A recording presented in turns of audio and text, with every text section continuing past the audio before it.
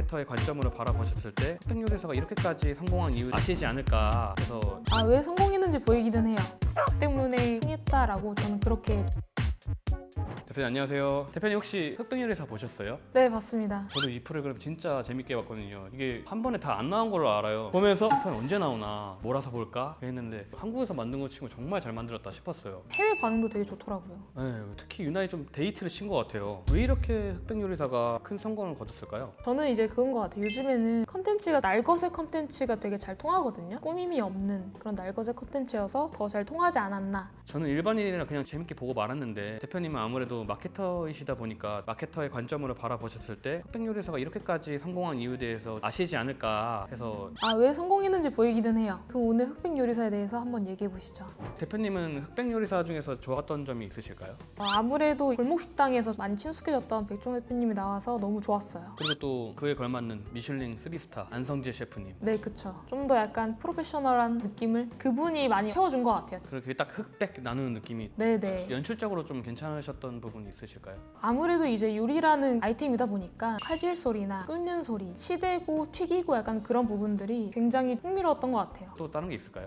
저희는 일반인이잖아요. 집에서 해먹을 수 있는 요리가 한계가 있는데 아무래도 전문적인 그런 셰프님들이 나와서 요리를 하다 보니까 이렇게도 이 요리가 이렇게 완성이 되네? 라는 그런 부분들이 되게 재밌었어요. 두부대전 그때만 보더라도 진짜 아이디어가 끝이 안 나요. 거의 아이디어 싸움이었잖아요. 네네. 그리고 아무래도 이제 대결 구도가 정말 좋았던 것 같아요. 흑수저, 백수저. 거기서도 되게 많은 부분들이 보였잖아요. 블라인드 테스트가 좀 기억에 남는데 제일 임팩트 있었죠. 이걸로 좀 밈이 많이 돌았죠. 박스 때부터 해서 짤도 많이 나오고. 네, 이거 때문에 흥했다라고 저는 그렇게 좀 보아져요. 단순한 경영의 프로그램의 틀을 좀 깨버렸네요. 네네. 그리고 본명이 아니라 캐릭터 이름으로 나왔잖아요. 그런 부분도 되게 재밌었고 그리고 다 캐릭터가 되게 확실했어요. 약간 아이덴티티가 확실했죠. 요리사님들이 그런 인생의 좀 서사를 보여줄 수 있는 그런 요리를 많이 연출을 해내셔가지고 그래서 오히려 좀 더 몰입감 있게 감동까지 느끼면서 그렇게 좀 봤던 것 같아요. 흑백 요리사가 뭐 연출이나 기획적인 부분에서 되게 뭐 재밌고 그랬던 것은 맞는데 히트를 칠 수밖에 없는 그런 여러 가지 요소들이 있었다라고 저는 그렇게 생각을 해요. 그럼 그 심리 장치들은 어떤 것이 있을까요? 흑백이 좀 이렇게 구별이 되면서 갈등이나 대결 구도로 좀 짜여지면서 여러 가지 트러블이나 이런 게 있을 때 인간의 본능적인 부분도 많이 비쳤다고 그렇게 생각을 해요. 흑수저, 백수저로 나뉘어진 게 금수저, 흑수저 나뉜 것처럼 어떻게 보면 현실 세계와 좀 얼추 맞춰서 그렇게 연출 기획이 되지 않았나 그렇게 좀 생각이 들어요. 백수저는 20명, 흑수저는 뭐 80명 계급을 나눈 것도 그렇고 흑수저는 바닥에 있고 백수저는 위층에서 흑수저를 이제 바라보고 있고 이런 구도 자체도 되게 이제 잘 짜여졌다 이렇게 보이더라고요. 윗세계는 나와야 좀 애초에 좀 다른 사람들 이렇게 좀 느끼고 있고 닿을 수 없는 곳이라고 요즘 많이들 느끼잖아요. 그런 부분들에 있어서 감정 몰입이 더 이제 되지 않았나 싶어요. 실제로도 처음에 등장했을 때 흑수저들이 내 제껴서 백수저 이겨버리겠다 그렇게 하시는 거 보고 이 프로그램 자체에서도 저 갈등을 연출하고 싶어 했구나 라는 걸 저도 느꼈거든요. 탈락 그리고 생존 이런 키워드 자체를 또 쓰면서 영상을 보는데 좀 더 이렇게 타이트하게 긴장감을 주는 그러한 요소들을 좀 활용을 해서 더 감정이입을 하면서 몰입감 있게 볼 수 있었던 것 같고요. 맞아요. 탈락입니다. 했을 때 철렁 내려앉는 느낌 저도 받더라고요. 그 다음에 아무래도 흑과 백이 가장 큰 주제이니만큼 저는 흑백 요리사에서 흑이 이태원 클라스의 박세로이지 않을까? 흑수저분들이 이제 하나하나씩 올라가시잖아요. 그런 걸 보면서 박세로이가 좀 떠오르긴 하더라고요. 그러면 대표님도 보셨을 때 백보다는 흑이 이길 바라셨나요? 네. 다들 똑같네요 사람들은. 그래서 이 흑수저분들이 본인이 별로 이제 가진 거 없이 시작을 하시고 그런 유명세가 없다라고 하셔도 한계를 극복하고 성장하는 그러한 모습이 인간의 자기 실현의 욕구, 자수성가를 하고 싶다.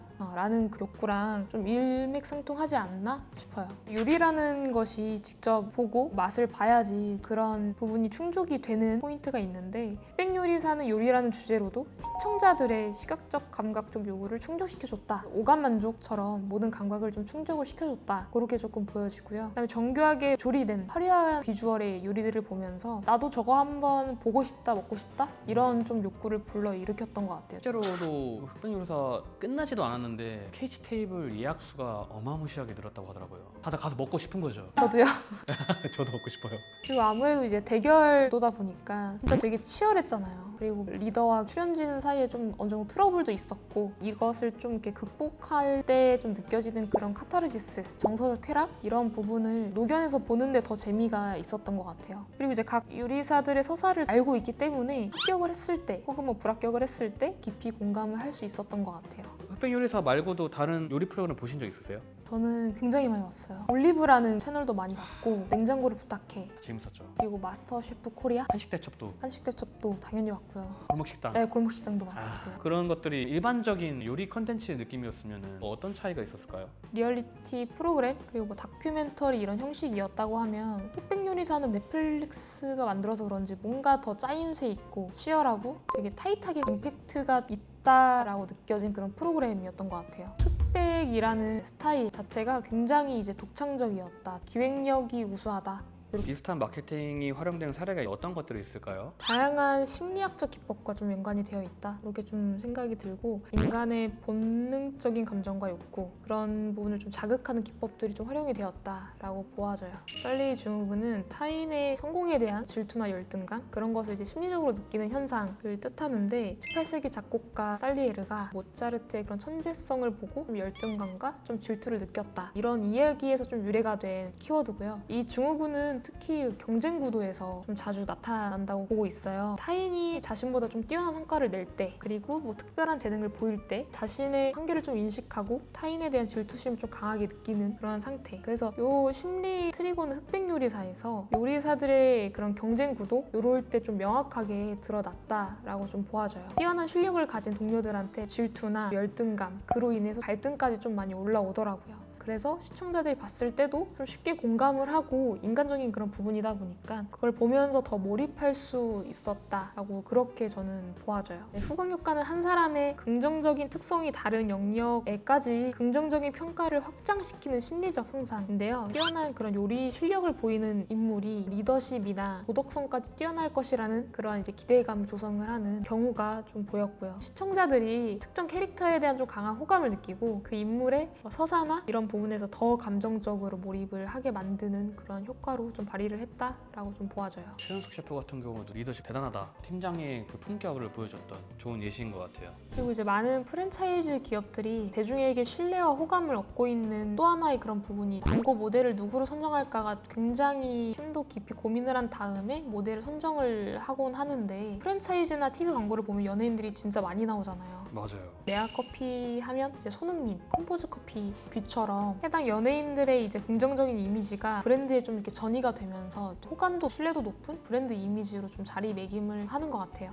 고급 파인다이닝이나 오마카세에서도 좀 후광 효과를 사용을 하곤 하는데요. 고급스러운 분위기와 친절한 서비스는 소비자들한테 좀 이제 깔끔하고 신뢰도 높은 그런 긍정적인 이미지를 심어주고 그 식당의 맛과 서비스에 대해서 더 좋은 감정을 느끼게 해주죠. 확실히 좀 더 뭔가 맛이 좋은 것 같고 좀 더 대접받는 것 같고 그런 게 후광 효과일까요? 그쵸. 백종원 대표님도 70%가 분위기다? 그런 말을 했던 기억이 지금 얼핏 나요. 똑같은 음식을 먹어도 어디서 먹냐가 중요한 것처럼 사회적 증거는 다수의 사람들이 어떤 행동을 할 때 그 사람의 행동이 옳다라고 믿는 좀 심리적인 그런 경향이 있는 것을 얘기를 하는데요. 특정 인물을 인정하고 수정할 때 시청자들도 그 인물이 좀 긍정적이고 우수한 인물이라고 좀 받아들이는 경우가 많아요. 계층 갈등, 승리와 패배, 열등감과 자존심 같은 요소들 현대 사회에서 누구나 공감할 수 있는 감정이기 때문에 시청자분들이 프로그램 속 인물들에게 쉽게 감정이입을 할 수 있었던 것 같아요. 그래서 흑백 요리사 출연 이후에 전부 마감이 되었다. 아까 얘기했던 캐치 테이블 나폴리 마피아 20만 명이 보고 있습니다. 이런 거죠.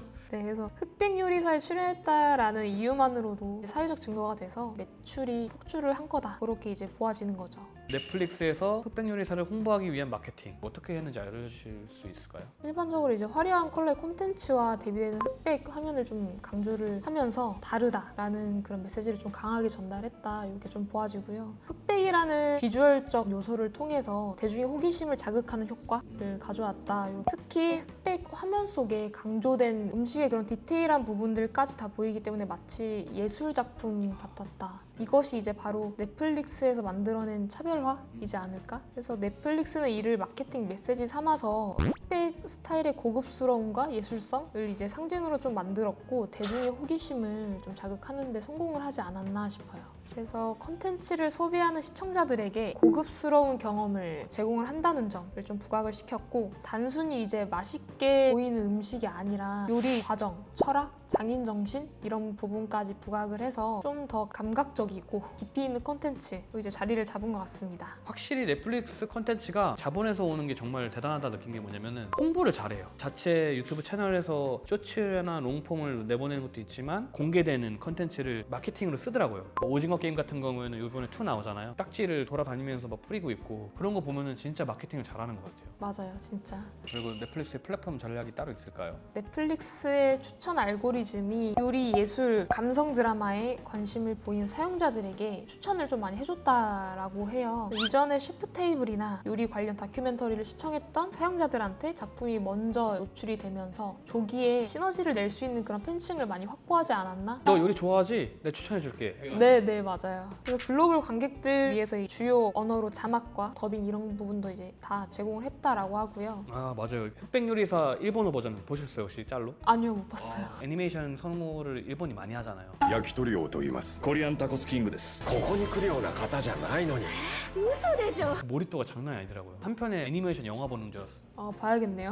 보세요. 한번. 그리고 이제 각 지역의 문화적 특성에 맞춰서 마케팅 메시지를 활용을 잘해서 현지 사람들한테도 공감도를 많이 높였다. 프랑스에서는 요리 예술, 한국에서는 장인 정신 이런 식으로 좀 부각을 많이 해서 지역별로 다른 메시지를 전한 그런 부분도 넷플릭스만의 마케팅 포인트라고 볼 수 있죠. 저는 이제 이게 가장 화력이 높았다라고 봐줘요. SNS 마케팅. 중요하죠. 흑백 화면 속에서 빛나는 음식들의 디테일을 담은 이미지와 쇼츠 이런 부분들로 인스타그램, 트위터 등에서도 빠르게 공유가 되면서 바이럴 효과를 폭발적으로 일으켰다. 그렇게 생각이 듭니다. 그리고 인스타그램에서 사람들이 흑백 요리사 콘텐츠를 올리면서 작품에 관심도를 많이 높였던 것 같아요. 그래서 덕분에 작품에 대한 입소문이 좀 자연스럽게 확산이 되었다. 그렇게 좀 보아져요. 드라마에서 등장한 요리의 레시피를 넷플릭스 웹사이트나 SNS에 이제 공개를 하면서 팬들이 이제 드라마랑 좀 상호작용을 할 기회를 늘렸다라고 판단되고요. 흑백 촬영의 뒷이야기와 배우들의 인터뷰 등을 이제 공개를 하면서 팬들의 관심을 지속적으로 유지했다. 그렇게 좀 생각이 들어요. 고급 레스토랑 협업을 통해서 드라마의 철학과 이미지를 좀 상품화했다.